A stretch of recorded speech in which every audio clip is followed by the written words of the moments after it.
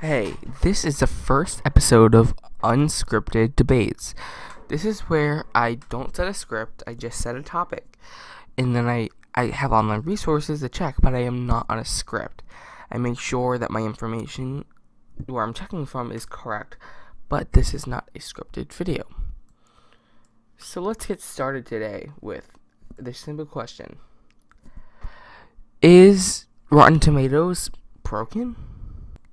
Rotten Tomatoes is a review site that many reviews get mashed into, and it's shown problems with. In my own example is Finding Dory. So we're gonna look at Finding Dory's average Rotten Tomatoes score, and of course, the second I start recording, it takes forever to load. But Finding Dory has a 94% Rotten Tomato score, but it was only rated a 7.6 out of 7. This is why it's so broken, is because there's only a tomato and a Rotten Tomato. That's how it works. Anything above 6 is a tomato, anything under 6 is a Rotten Tomato, which I think is problematic. I think there needs to be stages and more rating systems to help, because this really is the most popular place to check reviews. And people will check this if they want to go see a movie. Let's just bring a movie like Cars 3 into reference, comparing to Cars 2. Cars 3 received a 68% Rotten Tomatoes score. It got an average rating of 6 out of 10. That means that it could have been real close to Rotten.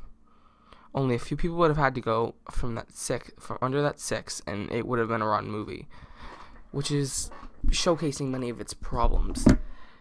I think that there should be more variance of maybe like a 60 to 80, and then 80 and up is a perfect score, which is maybe like a big ripe tomato or like the certified fresh. I think that that's easily the right way. And then we look at a movie like Cars 2. Cars 2, on the other hand, earned a 39% tomato meter, even though it was only a 5.5 out of 10, only 0.5 points behind Cars 3. Yet its score is nearly half as bad, which is why I think that we really do need a better system. I think, and here is what I have proposed. 0 to 20% is a Rotten Tomato. 21 to 40% is I would say a moldy tomato. And then I'd say 41 to 60% is a slightly less red tomato, or maybe a green tomato. And then I'd say 61 to 75 would be a regular tomato. And then a 76 to 100% would be like maybe a really fresh tomato. Like a bigger, more plumper tomato. But yeah, that's just my proposal, because it's so broken. Because when you look at it, you're not looking at the individual reviews usually. You take a glance at it.